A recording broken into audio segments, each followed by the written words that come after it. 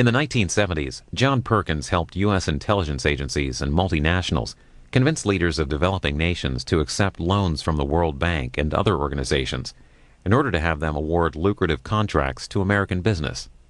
He takes you inside the world of global finance in his memoir, Confessions of an Economic Hitman. This is an hour, 15 minutes. I'm Barbara Mead. I'm one of the owners here at Politics and Prose. And it's my pleasure this evening to introduce John Perkins on the occasion of the publication of the paperback of his book, Confessions of an Economic Hitman. This is a book that really kind of snuck up on us.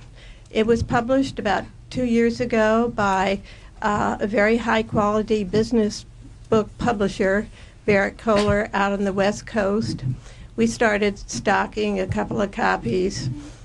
2 or 3 months later, we were stocking a half dozen copies. A month later, we were stocking a dozen copies. And then it was a true word-of-mouth book that just kept growing and growing. And then to everybody's surprise, but not the surprise of the people who had read the book, all of a sudden there it was on the New York Times bestseller list. So it's the kind of thing, growth of a book that we'd like to see in the book business. It's hardly propelled by big corporate advertising. It was a true word-of-mouth book. Okay, John Perkins was born of good, solid New England stock. He went to Middlebury College. He graduated with all that right kind of altruism, idealism. He had an uncle by marriage who worked for the National Security Agency, who suggested to him that he go into the Peace Corps, which seemed exactly the right path for a young man who was idealistic. And he did. He went to the Amazon. It was something that just fired his imagination. So the great question for all of us, which we're going to hear about tonight, is how can a young man who starts out with such high ideals be seduced and subverted into a career that involves a lot of subterfuge, deviousness, and just a lot of activities that he would never, I think, 10 years earlier have ever said that he was going to be involved in. Then once he got into it, he was told that there was no way that he was going to get out of it. He couldn't get out of it unless that he was going to risk his life. Well, he did get out of it. And he lived to tell the tale, and this is the tale that he tells. It's a world which very few of us know. We're going to hear all tonight about what an economic hitman is. It's not a pretty story, but it will make a lot of things that you read in our newspapers about what is going on in Latin America, in the Middle East, in Indonesia. It will make a lot more sense. So here's John Perkins to tell us all about this. And I should say one more thing, and that is now he's come full circle. He's back to working in the Amazon. He's working with indigenous peoples there to help them preserve their cultures against the inroads of the oil companies who are coming in, trying in whatever way they can. And John Perkins knows all the tactics because he's used them in the past. But he's there now to preserve rather than to spoil. So here's John Perkins.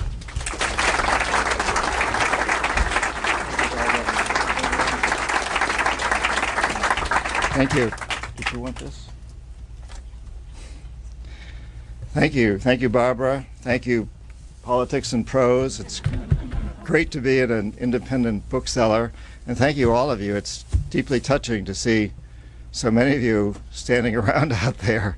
I'm very gratified and feel very honored to be here with you tonight. I feel especially moved by being in this capital city, and yesterday I spent some time wandering around the Lincoln Memorial and the Jefferson Memorial and other places, and I've always been tremendously touched by what Thomas Jefferson had to say, and Tom Paine and others. And as I wandered around this great city yesterday, seeing these places and reading the inscriptions, I was so deeply moved at what an incredible opportunity you and I, each of us here, has right now, because we're at a time that's not unlike the 1770s, when the world is on the verge of a new revolution, and we're going to lead it into that revolution and make this a better world for my daughter and all of her brothers and sisters on every continent on this planet. And I'm very hopeful that we'll do that. And seeing all of you here tonight gives me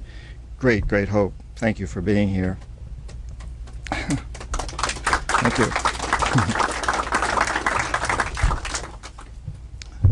Deviation from the script here. The book, Confessions of an Economic Hitman, basically covers world history from World War II until post 9/11. And tonight I'm really going to focus on 4 points about that history and also leave some time for questions and answers. So I'll try to move rapidly through this. But those points are: 1, since World War II, we've managed to create history's first truly global empire. 2, this has been done by the corporatocracy, which are a few men and even a fewer women who run our major corporations, and in doing so also run the United States government and many other governments around the world. The corporatocracy has created this world empire primarily in secret. Most of us haven't been aware of it because it's been done through economics rather than, like most other empires, through the military. The military only comes in as a last resort. 3, we in the United States have managed to go against all of our own principles in this process, and we've turned what people at the end of World War II saw as the great savior of democracy, the United States, into an empire that's feared by millions of people around the planet. Those are the bad 3 points. The 4th point is the good news. The good news is that today we find ourselves living in a highly integrated planet, a highly interconnected world, and we have all of the resources at our disposal necessary to bring peace and prosperity to future generations. So tonight, I'd like to focus on the good news. The fourth, I'm an economist, so I don't count too well. It's a benefit, you know, if you're an economist, don't learn to count. Tonight we will focus on the good news, on the smart, realistic, and pragmatic things each of us can do, you and I, what each of us can do to turn this world around. When you leave here, I believe you will feel absolutely confident that we, you and I, will do the right thing, and that together in the next few years, we will become the kind of country that our children will be proud to inherit from us. I think we have the prospect to do it, and we're going to do it. And I would just like to mention that I started talking about this book last November, a year ago, a little over a year ago, when the hardback came out. And I saw very different faces. People were not nearly as aware a year ago as we are today with what's going on with the National Security Agency, the agency that trained me, and the exposure about them spying on our own people, what we know about Latin America, and so many other things. Things have changed a lot in this last year, and I take complete credit for it.